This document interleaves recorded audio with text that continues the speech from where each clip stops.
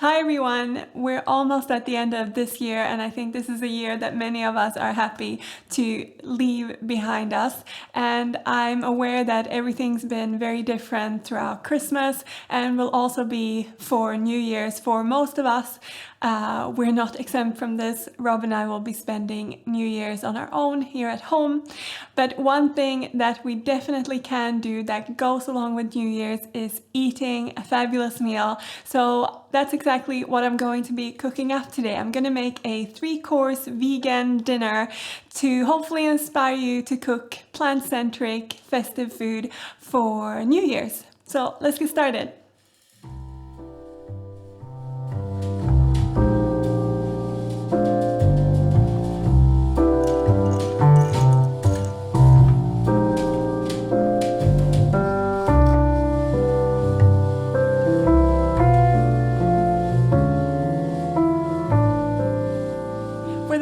I first had this idea that I would make a Korean style tempura, but after trying it I realized that it's a little bit finicky, and when we're making a 3-course meal I think maybe it's better to keep it a little bit simple. So I've actually opted for a salad, and you might think this sounds boring, but salads don't need to be boring, and I'm hoping I'm going to show you that right now. It's gonna be a salad with rocket and persimmon and some vegan cheese, so let's make it.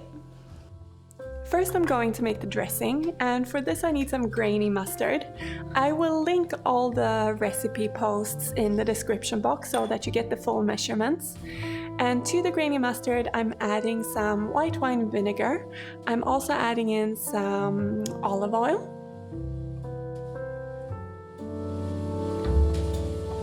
Next up, I'm adding a little drizzle of maple syrup, some salt, and some black pepper. And this is all that goes into the dressing, so I just whisk that up and set it aside.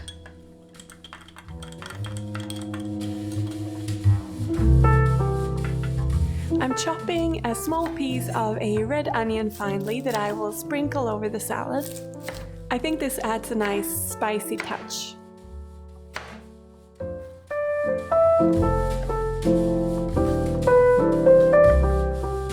Next up, I'm grabbing my persimmon or Sharon fruit or kaki fruit. I think they can be called all these things.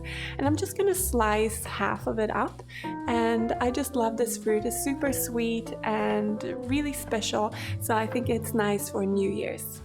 Then we're ready to plate up the salad. I think it's nice to keep some things simple when you're making a 3-course meal, because this way you don't have to work so hard. So I'm putting some rocket or arugula into 2 bowls.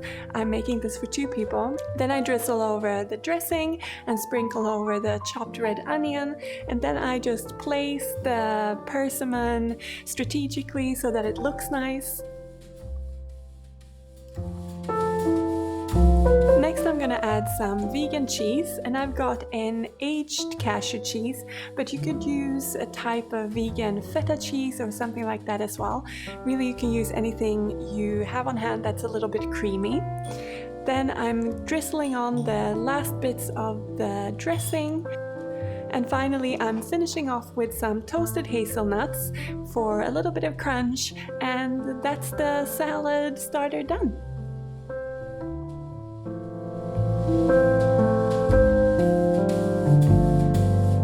Next up, I'm going to prepare the main course, which is going to be a roasted cauliflower steak served with some pesto lentils and a tangy, garlicky creme fraiche sauce, vegan of course, topped with some greens. And I think you can tell by now that this menu is very fruit and veg centric, and that's exactly what I wanted to do. I wanted to celebrate veggies, so let's make this main.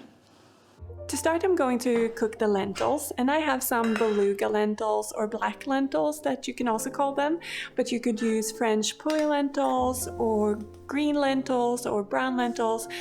Just any lentil that keeps their shape after cooking, and I like to rinse mine before adding them to the pot. And I'm seasoning this with some stock powder, vegetable stock powder of course, and then topping up with water. A good rule of thumb is using 2 parts water to 1 part lentils. Then I'm popping in a bay leaf and covering it with a lid. I bring it all to a boil and then turn it down to simmer until all the water has evaporated. Next I'm going to prepare the cauliflower steaks. So first I remove all the leaves from the cauliflower.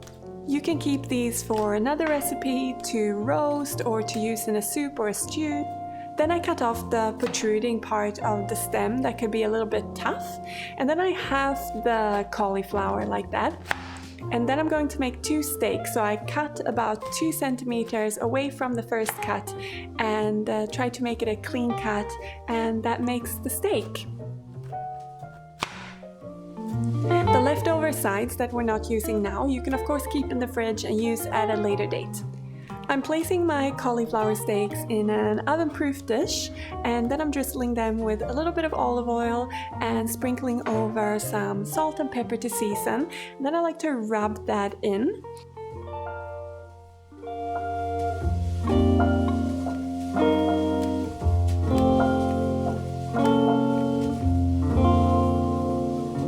Once I've done the one side, I flip them over and I repeat the whole process before I roast them in the oven for about 25 to 35 minutes. It depends a little bit on the size of your cauliflower.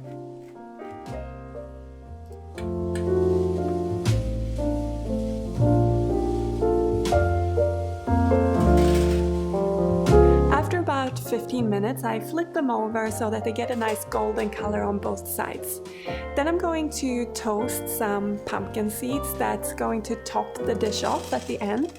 And I just dry roast them in a pan until they get golden and they start making a popping sound.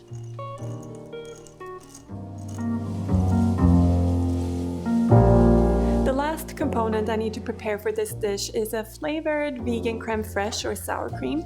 So I add some lemon zest to my bowl, and I'm also going to use the lemon juice for a little bit of an extra tang.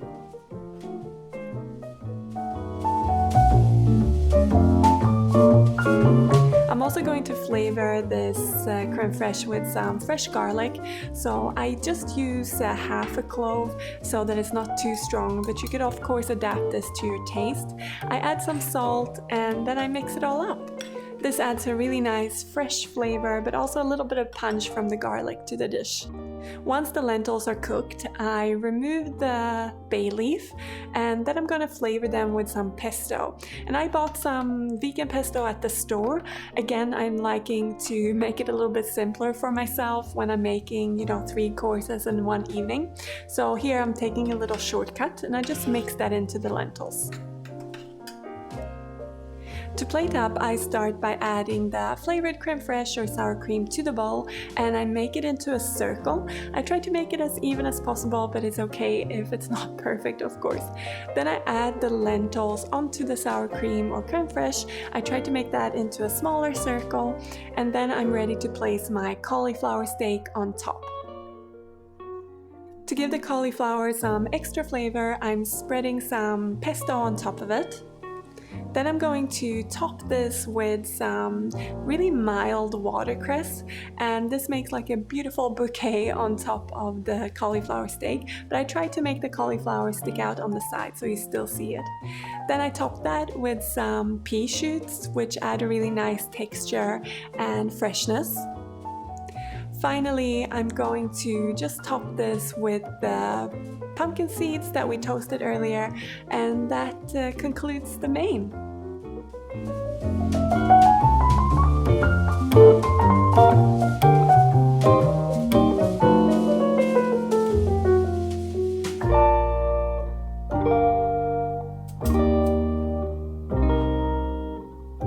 For dessert, we're making a classic and it's poached pears. I'm going to poach mine in some pear cider, but you could also use apple cider. I'm going to add some ginger in there, caramelize some seeds and nuts, and serve it with some vegan cream. It's super yummy, super simple, and it looks pretty elegant as well, if I may say so myself. So let's make the dessert.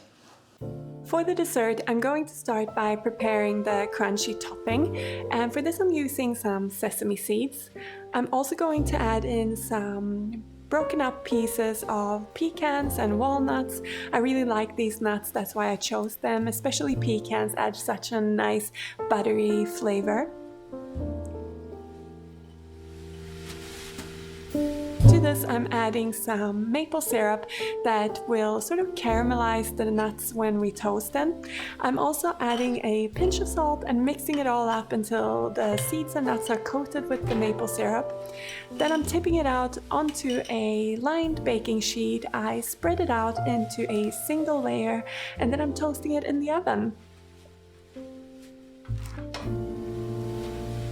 This only takes about 10 minutes in the oven, so keep an eye on them and toss them halfway through the toasting process.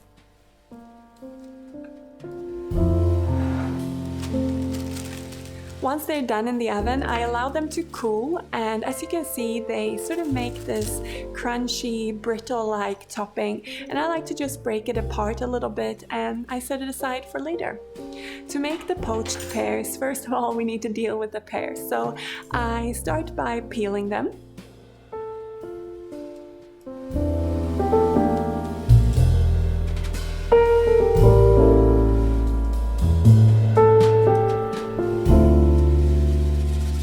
Chop the pears in half lengthways, and I'm going to remove the sort of butt part of the pear, and I'm also going to remove the core of it. And for this you could use the knife or you could use a teaspoon like I'm doing here to get it out of there. Then we're ready to bring the liquid that we're going to cook the pears in to a boil. And for this I'm using a pear cider. I just bought this from my regular supermarket. I like a dry one, so not too sweet. And I just pour that into the pot. I'm going to add some fresh ginger to give it a little bit of punch. We're making this cider into a sauce later, so I like that flavoring in there. Once it's come to a boil, I'm adding in the pears with the cut side down first. Once they're all in there, I cover it with a lid and let it simmer. And in the meantime, I whip up some vegan cream. I just buy it in the store and whip it up. It's super simple, but it adds that nice creamy texture to the dish without too much hassle. When I'm done with that, usually the pears have simmered for a while, and then I pop them over on the other side so that they cook evenly. I cover it with the lid again and let it simmer for a little while longer, and then I take it out of there, set the pears to the side, remove the ginger, and I'm ready to prepare the sauce. So I'm mixing some cornstarch or arrowroot starch with some water, and this will help thicken the cider that's left. So I just pour that in while whisking so that I get no lumps in there. And after a few minutes, I have a nice sort of glaze-like pear cider sauce with a nice taste of ginger. To plate the dessert, I'm starting by adding 2 pear halves to each bowl or plate, and then I'm going to drizzle over the ginger pear cider sauce, and I just use all of it for the 2 plates I'm making. Then I dollop some of the cream onto the plate and I top it off with the caramelized maple seeds and nuts. And that concludes the recipe. It's so simple but so yummy. I really hope you will try it. It's got the perfect balance between fresh, creamy, spicy and crunchy. So So that concludes my 3-course vegan menu for New Year's. I hope you've enjoyed this video and that you found some inspiration here, at least maybe one recipe that you'd like to try. I hope you do, and please, if you share a photo of it, tag me so that I can see what you're making. It really is such a joy for me to see. And I wish you all a happy new year, and I look forward to seeing you in the new year. So take care until then. Bye!